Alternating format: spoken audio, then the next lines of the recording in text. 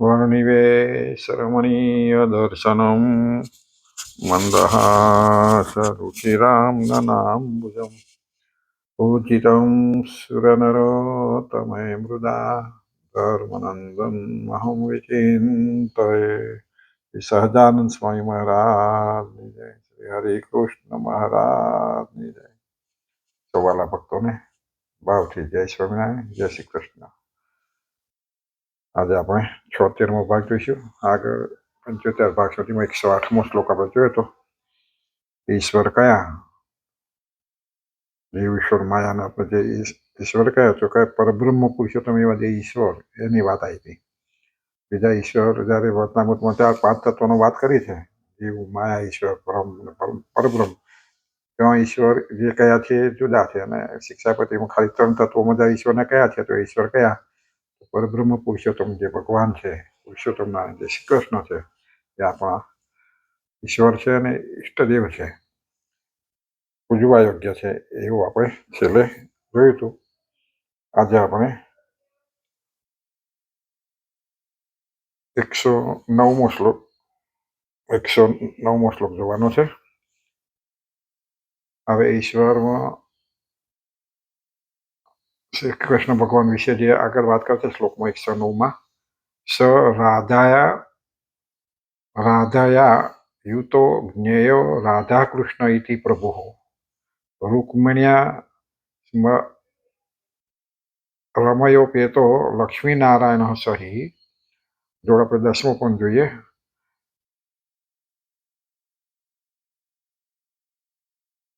જ્ઞેયો અર્જુનેન યુક્તો અસૌ ન નારાયણ વિધિહ બલભદ્રાદિ યોગેન તત નામોચ્યતે સત। અને ગુજરાતી થાય છે। 2 શ્લોક આપણે જોયા કારણ કે ટૂંકા છે, એટલે પહેલા શ્લોકમાં કહ્યું કે એ શ્રી કૃષ્ણ કયા,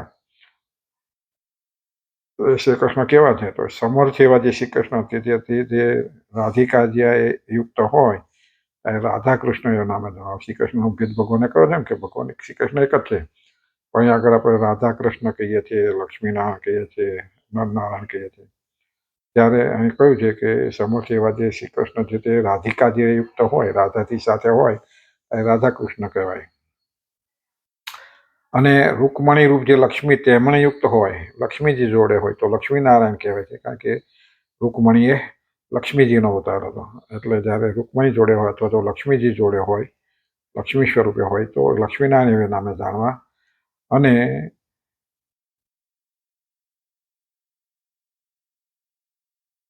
એ શ્રી કૃષ્ણ અર્જુનથી યુક્ત હોય, જોડે અર્જુન હોય તો કે એને નરનારાયણ એવા નામે જાણવા। તો નરનારાયણ સ્વરૂપ ત્યાં અર્જુન એ નરનો અવતાર કહેવાય છે, એટલે જ્યારે અર્જુન જોડે બતાવેલા હોય અથવા નર જોડે ભગવાન બતાવેલા હોય તો નરનારાયણ એવા નામે જાણવા। અને વળી શ્રી કૃષ્ણ જ્યારે બલભદ્રાદિકને યોગે કરીને જોડે એમના ભાઈ બલરામજી હોય સાથે, બલદેવજી, તો એને બલભદ્રાદિક એવું નામથી શ્રી કૃષ્ણ ભગવાનને જાણવા। સ્વામી શું કહે છે કે આ બંને શ્લોકનું તાત્પર્ય સમજાવતો કહે છે કે ભગવાનના સ્વરૂપમાં પરસ્પર ભેદ જાણવો નહીં, ભગવાનના સ્વરૂપમાં ભેદ ના જાણવો। શ્રી કૃષ્ણ એક જ છે, પણ એ શ્રી કૃષ્ણ આપણે દ્વારકાધીશ પણ કહીએ છીએ, રણછોડજી પણ કહીએ છીએ, ગોપાલ પણ કહીએ છીએ, એટલે જ્યારે જેની સાથે જે સ્વરૂપોમાં ફેર નથી એ સ્વરૂપમાં ત્યારે એનો ભેદ જાણવો નહીં, ભગવાનના સ્વરૂપમાં પરસ્પર ભેદ જાણવો નહીં। પૂર્વના 107મા શ્લોકમાં જે ઈશ્વર વર્ણવ્યા એ ઈશ્વર કોણ છે આવી શંકા ઉપસ્થિત કરીને 108મા શ્લોકમાં કહ્યું છે। કારણ કે જે 107મા શ્લોકમાં કહ્યું ઈશ્વર, તો ઈશ્વર ક્યાં, તો એ શ્લોકમાં 108મો આપણે આગળ જોયો એમાં કહ્યું કે ઈશ્વર કયા, તો એ ઈશ્વર કૃષ્ણ જ જાણવા। એટલે જે શ્રી કૃષ્ણ એ આપણા ઈષ્ટદેવ છે એવું કહ્યું ને, એટલે એ શ્રી કૃષ્ણ ઈશ્વર કયા, તો શ્રી કૃષ્ણને જાણવા માટે શ્રી કૃષ્ણ જ્યારે વૃક્ષભાનુ નામના ગોપના પુત્રી જે રાધિકા તેથી યુક્ત હોય ત્યારે રાધા કૃષ્ણ એવા નામથી શાસ્ત્ર મૂકેલા છે। વૃષભાનુ પુત્રી જે રાધિકા રાધિકી સાથે યુક્ત હોય, રાધિકા જોડે હોય ત્યારે રાધા કૃષ્ણ નામથી એમને શાસ્ત્રોમાં કયા હોય. અને એ જ શ્રી કૃષ્ણ ભીષ્મકને ઘેર પ્રાદુર્ભાવ પામેલા રૂકમણી રૂપ, ભીષ્મ રાજા જે થઈ ગયા ઘેર પ્રાદુર્ભાવ પામેલા રૂકમણી હોય, અને જોડે રૂકમણી હોય તો એને લક્ષ્મીથી છે, કારણ કે રૂકમણી એ લક્ષ્મીનો અવતાર એવું કહેવાય છે, માટે એ લક્ષ્મીથી યુક્ત હોય ત્યારે લક્ષ્મીનારાયણ એવા નામથી શાસ્ત્રમાં કહેલા છે એમ જાણવું. અને સાક્ષાત લક્ષ્મીજી ભીષ્મકને ત્યાં રૂકમણી નામથી પ્રગટ થયા હતા. આ વિષયમાં વિષ્ણુ પુરાણનું વચન પ્રમાણરૂપ છે કે ભાઈ લક્ષ્મીજી, કોને ખબર કે એ લક્ષ્મીજી છે? તો વિષ્ણુ પુરાણમાં કહ્યું છે, રાધવત્વે ભવત સીતા રૂકમણી કૃષ્ણ જન્મથી હતી. વિષ્ણુ પુરાણના વચનમાં કહેલું છે કે રામા અવતારમાં લક્ષ્મીજી સીતા રૂપે જન્મ ધારણ કર્યો હતો, અને કૃષ્ણ અવતારમાં લક્ષ્મીજી રૂકમણી રૂપે જન્મ ધારણ કર્યો હતો. માટે રૂકમણીથી યુક્ત એવા જે શ્રી કૃષ્ણ તેને લક્ષ્મીનારાયણ નામથી જાણવા. એનો કહ્યું સીતાજી સાથે હોય, સીતાજી જોડે પણ લક્ષ્મીનારાયણ જ કહેવાય ને, કારણ કે લક્ષ્મીનારાયણ અવતાર હતો. ભગવાન તો પોતે તે નારાયણ, એટલે એને પણ લક્ષ્મીનારાયણથી કહી શકાય. એમ રૂકમણી રૂપ જ્યારે જોડે હોય સાથે ત્યારે લક્ષ્મીનારાયણ એવા નામથી એમને ઓળખાય. અને વળી અર્જુનમાં નર ભગવાનનો આવેશ હતો. અર્જુન એ નર ભગવાનનો આવેશ હતો, એટલે કે નરનો અવતાર હતો એમ કહીએ. એટલા માટે જ્યારે અર્જુન હોય જોડે ત્યારે એને નરનારાયણ નામથી ઓળખવામાં આવે. આ બાબતમાં મહાભારતનું વચન પ્રમાણરૂપ છે કે એ નરનો અવતાર તો કેમ કહેવાય? તો મહાભારતમાં વચન છે કે અર્જુને તું નરાવેશ કૃષ્ણો નારાયણ સ્વયં ઇતિ. કારણ કે મહાભારતમાં છે કે અર્જુન એ નરનો અવતાર છે, નરાવેશ છે, એટલે નરનો આવે એમાં અંશ છે. અને કૃષ્ણ તો પોતે નારાયણ હતા, એટલે નરના બે જ્યારે હોય ત્યારે નારાયણથી ઓળખાયા. અર્જુનમાં નર ભગવાનનો આવેશ હતો અને શ્રી કૃષ્ણ સ્વયં નારાયણ હતા. માટે એ જ શ્રી કૃષ્ણ અર્જુનથી યુક્ત હોય ત્યારે નરનારાયણ આવા નામથી શાસ્ત્રમાં કહેલા હોય. એટલે જ્યારે આવી રીતે અર્જુન યુક્ત હોય ત્યારે શાસ્ત્રોમાં એને નરનારાયણ રૂપે કહેવામાં. એટલે કોઈ શંકા કરે ને કે અર્જુન હોય ને એને નારાયણ ક્યાં કહેવાય? તો અર્જુન એ નરનો આવેશ હતો, એટલે નર તરીકે ઓળખતા હતા. અને કૃષ્ણ પોતે નારાયણ જ હતા, માટે નારાયણથી ઓળખાય. અને વળી એ જ શ્રી કૃષ્ણ બલરામથી યુક્ત હોય ત્યારે રામકૃષ્ણ આવા નામથી શાસ્ત્રમાં કહેલા હોય છે એમ મારા આશ્રિતોએ જાણવું. અને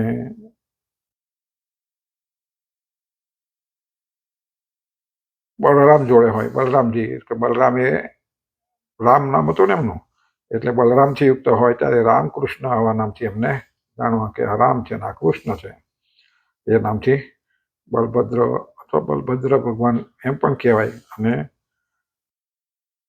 અથવા તો રામકૃષ્ણ પણ નામથી એમને શાસ્ત્રમાં કહેલા હોય એમ મારા આશ્રિતોએ જાણવું. શિક્ષાપત્રીમાં ભગવાન એટલા માટે આ શ્લોકો લખ્યા કે જ્યારે ભગવાનના સ્વરૂપમાં ભેદ ના પાડવા, પણ એમને આવી રીતે જ્યારે હોય ત્યારે આ રીતે એમને નામથી ઓળખવા.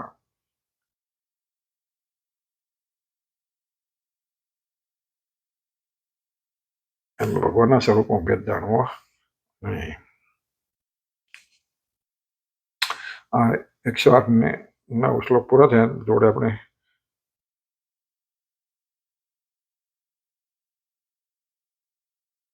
11 પણ લઈ લઈએ. 12 કારણ કે એના ઉપર જ છે ટૂંકમાં, એટલે 11 શ્લોક જોડે લઈએ, 11-12 લઈ લઈએ. એતે રાધાસ્ય ભક્તાસ્તસ્ય શિવ પાશ્ચત ક્વચિત તદ અંગે અતિસ્નેહાત સત્ય તુ જ્ઞેયસ્તકલહ. એટલે કે એનો અર્થ એ થાય છે કે એને જે રાધાધિક ભક્ત હોય તે ક્યારેક તો શ્રી કૃષ્ણ ભગવાનને પડખે હોય છે, અને ક્યારેક તો અતિસ્નેહ કરીને શ્રી કૃષ્ણ ભગવાનના અંગને વિશે રહે છે. ત્યારે તે શ્રી કૃષ્ણ ભગવાન એકલા જ હોય એમ જાણવા.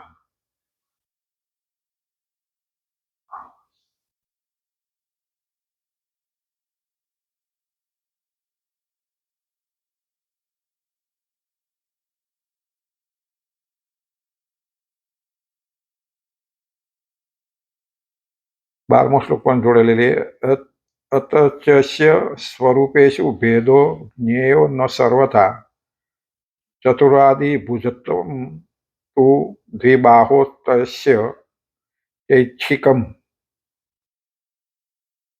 અને એ જ કારણથી શ્રી કૃષ્ણ ભગવાનના જે સ્વરૂપો તેમને વિશે સર્વ પ્રકારે ભેદ જાણવો નહીં. અને ચતુર્ભુજપણું, અષ્ટભુજપણું, સહસ્ત્રભુજપણું ઇત્યાદિ જે ભેદ જણાય છે એ તો દ્વિભુજ એવા શ્રી કૃષ્ણ ભગવાનની ઈચ્છાએ કરીને છે એમ જાણવું. એ ભગવાનનો ભેદ ના જાણવો.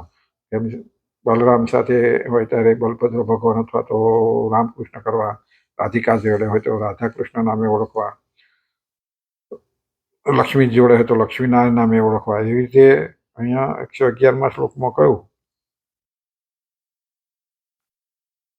કે રાધાધિક ભક્ત ક્યારેક તો જોડે હોય ત્યારે રાધા કૃષ્ણ ઓળખો, લક્ષ્મી જોડે તો ઓળખવા, પણ ક્યારેક તો કે ભગવાનના પડખે હોય ત્યારે અમે એ રીતે ઓળખીએ. અતિ સ્નેહ કરીને શ્રી કૃષ્ણ ભગવાનના અંગને વિશે રહે છે એટલે દેખાય નહીં. ભગવાનના અંગમાં હૃદયની અંદર સમાયેલા હોય તો હોય છે હૃદયમાં, કારણ કે લક્ષ્મીનું હૃદયમાં સ્થાન છે, અધિકારનું ચરણોમાં સ્થાન છે. તો અંગની વિશે જ્યારે એ હોય અને એકલા જ જ્યારે શ્રી કૃષ્ણ ભગવાન દેખાતા હોય ત્યારે શ્રી કૃષ્ણ ભગવાન એકલા જ હોય એમ જાણવા કે શ્રી કૃષ્ણ ભગવાન છે. 111મા શ્લોકમાં એવું કહે છે. અને 12મા શ્લોકમાં એમ કહે છે કે એ જ કારણથી શ્રી કૃષ્ણ ભગવાનના જે સ્વરૂપો તેમને સર્વ પ્રકારે ભેદ જાણવો. અને આ બધા કારણોથી ભગવાનમાં શ્રી કૃષ્ણ ભગવાનમાં ભેદ ના જાણવો. આ શ્રી કૃષ્ણ જુદા છે, આ શ્રી કૃષ્ણ જુદા છે, આ ભગવાન જુદા છે, એ ભેદ એવો પાડવો નહીં. અને ઘણી વખત તો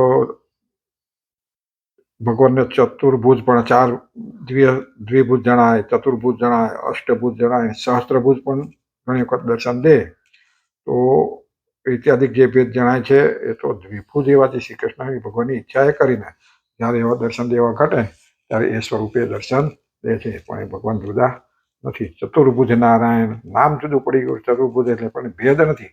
ભગવાન એક જ છે, એ જ છે એમ સમજવું. હવે સતાનંદ સ્વામી શું કહે છે?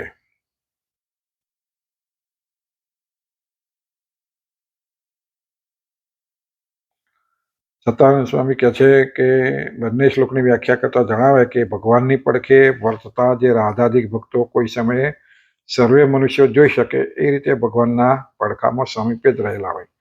111મા શ્લોકમાં આવું કહ્યું ને કે ભગવાનને ઘણી વખત બધા ભક્તો દર્શન કરી શકે એવી રીતે પડખામાં જ ઉભેલા હોય રાધિકાજી અથવા લક્ષ્મીજી. એ સમયે મનુષ્યને જોઈ શકે એટલા માટે એ રીતે ભગવાનના પડખામાં સમીપે જ રહેલા હોય. તે સમયે રાધા કૃષ્ણ કે લક્ષ્મીનારાયણ અથવા રામકૃષ્ણ અથવા સત્યાકૃષ્ણ, સત્યાભામા હોય ત્યાં સત્યાકૃષ્ણ એમ આવા નામથી શ્રી કૃષ્ણને જાણવા. અને કોઈ સમયે રાધાધિક ભક્તો ગાઢ સ્નેહના વશપણાથી શ્રી કૃષ્ણના હૃદયાદિક અંગમાં લીન રહેલા હોય. ગાઢ સ્નેહને કારણે પોતાના શ્રી કૃષ્ણ ભગવાનના હૃદયમાં લીન થઈ ગયા હોય ત્યારે એકલા જ દેખાય. તો સર્વને એકલા જ શ્રી કૃષ્ણ જોવામાં આવે છે, પરંતુ રાધાધિક ભક્તો જોવામાં આવતા નથી. ત્યારે ભગવાન શ્રી કૃષ્ણ આવા નામવાળા હોય છે એમ જાણો. ત્યારે ખાલી એમનું શ્રી કૃષ્ણ એવું જ નામ હોય છે એમ જાણો. એટલે એકલા જ છે માટે એને તે વખતે રાધા કૃષ્ણ ના કહેવાય, તે વખતે શ્રી કૃષ્ણ નામ છે એટલે એને શ્રી કૃષ્ણ નામથી ઓળખવા. આવા નામવાળા હોય એમ જાણવું. એટલા જ માટે જે મંદિરમાં એક જ શ્રી કૃષ્ણની મૂર્તિ હોય ત્યાં પણ રાધાધિક સેવકોનું મંડળ સાથે જ હોય છે એમ જાણવું. માટે જે કારણથી એક શ્રી કૃષ્ણ પોતાની પડખે વર્તતા સેવકોના ભેદથી રાધા કૃષ્ણાદિકના નામો વડે કહેવાય છે. એ જ કારણથી પ્રસિદ્ધ મોટા મંદિરોમાં સ્થાપન કરેલા રાધા કૃષ્ણ, નરનારાયણ આદિક નામવાળા ભગવાનના સ્વરૂપોમાં સર્વ પ્રકારે ભેદ જાણવો નહીં. એટલે જ્યારે જ્યારે કોઈ શ્રી કૃષ્ણ ભગવાનના એકલા હોય ત્યાં શ્રી કૃષ્ણ કહેતા હોય, રાધિકા તો રાધા કૃષ્ણ કહે, સત્યભામા હોય તો સત્યાકૃષ્ણ કહેતા હોય, અથવા તો રૂકમણી હોય તો લક્ષ્મીનારાયણ હોય તો કહેતા, અર્જુન હોય ત્યારે નરનારાયણ કહેતા હોય કે છે. ત્યારે તે નામે એને આપણે ઓળખતા હોય. પડખે વર્તતા સેવકોના ભેદથી જુદા સેવકો હોય, જે સેવક હોય ત્યારે એ નામથી એમને ઓળખીએ છીએ.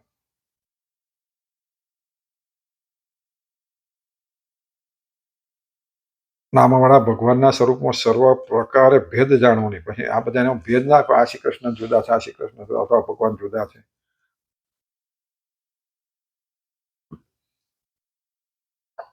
હવે અહીં પ્રતિવાદી શંકા કરતો કે પડખે વર્તા સેવકોના ભેદથી ભલે પરમાત્માના સ્વરૂપમાં ભેદ ન હોય, પણ દ્વિભુજ, ચતુર્ભુજ, સહસ્ત્રભુજ આ રીતે જ્યાં આકાર બદલાઈ જાય છે ત્યાં ત્યાં ભેદ હોવો જોઈએ.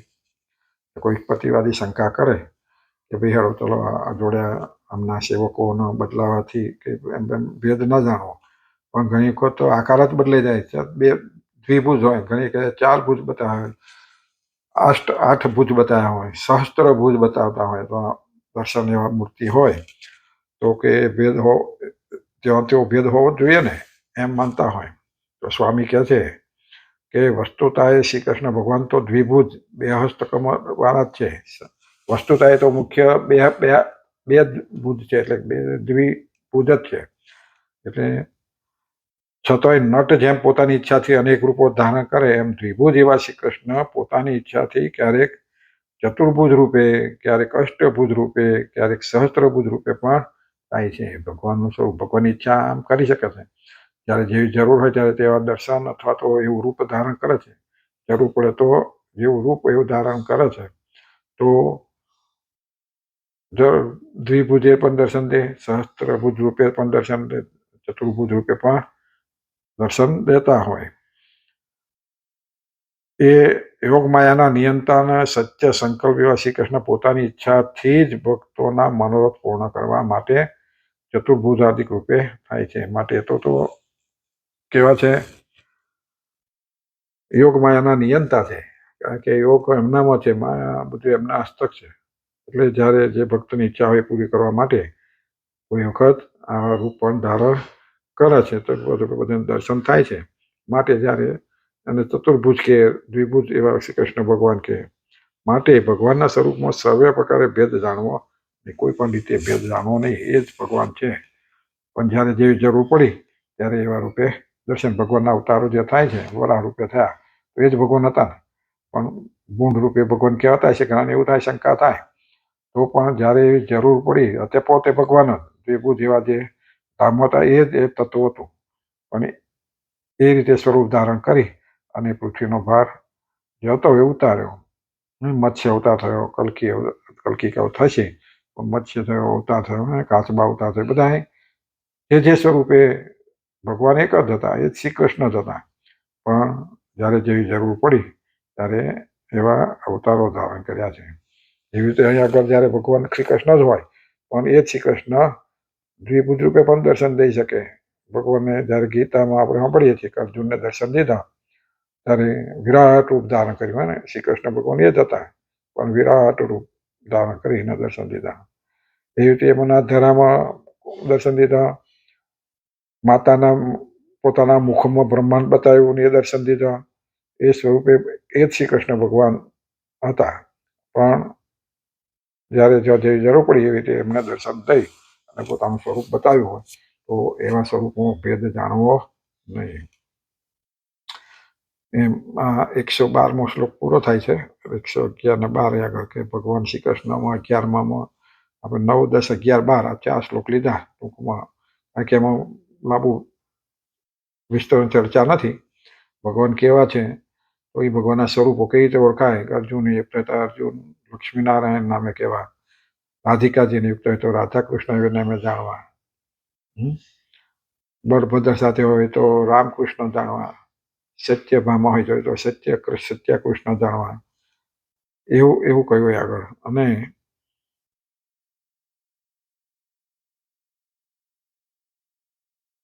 11-12મો શ્લોકમાં ચતુર્ભુજ, દ્વિભુજ એ બધા સ્વરૂપો કયા, તો એ પોતાની યોગ માયાથી એ રીતે જ્યારે જેવા દર્શન દેવા ઘટે એ રીતે દેતા હોય છે. એટલે ભગવાનને જે પડખ્યો હોય એ રૂપે દર્શન દેવાય. એટલે રાધા જોડે હોય તો રાધા કૃષ્ણ કહેવાય, સત્યભામા હોય તો સત્યનારાયણ કહેવાય. અને કદાચ એ સ્વરૂપો ના હોય ને અતિ પ્રેમને કારણે કે અંગમાં લીન હોય ત્યારે શ્રી કૃષ્ણ ભગવાન એકલા જ છે એમ જાણવા, એટલે ભગવાન એકલા જ દર્શન દે છે. અને ઘણી વખત દ્વિભુજ, ત્રિભુજ, ચતુર્ભુજ, સહસ્ત્રભુજ એવા રૂપે દર્શન દેતા હોય ત્યારે પણ એ જ શ્રી કૃષ્ણ ભગવાન છે. એમનો ભેદ જાણવો એ ટૂંકમાં ભગવાન જે તત્વ છે એમાં ભેદ પાડવા નહીં. ભગવાન તો એક જ છે, પણ જ્યાં જેવી જરૂર પડે અને પોતાને જે ઇષ્ટ સ્વરૂપ લાગ્યું એ જ સ્વરૂપને સેવવું એ આપણા ઈષ્ટદેવ છે એમ માનવું. જે સ્વરૂપ આપણને યોગ્ય લાગ્યું એ સ્વરૂપને મન ભાવથી મન દઈને એનું સ્વરૂપનું ધ્યાન કરવું, એમાં ભગવાન રાજી થાય છે. એટલે ભગવાનનું સ્વરૂપો સમજાય પણ એમાં ભેદ જાણવા નહીં એવું કહ્યું. તો આપણે આ પાઠમાં 4 શ્લોક જોયા, 9, 10, 11, 12. અને હવે પછી ફરીના ભાગમાં જોઈશું. બધા ભક્તોને જય સ્વામિનારાયણ.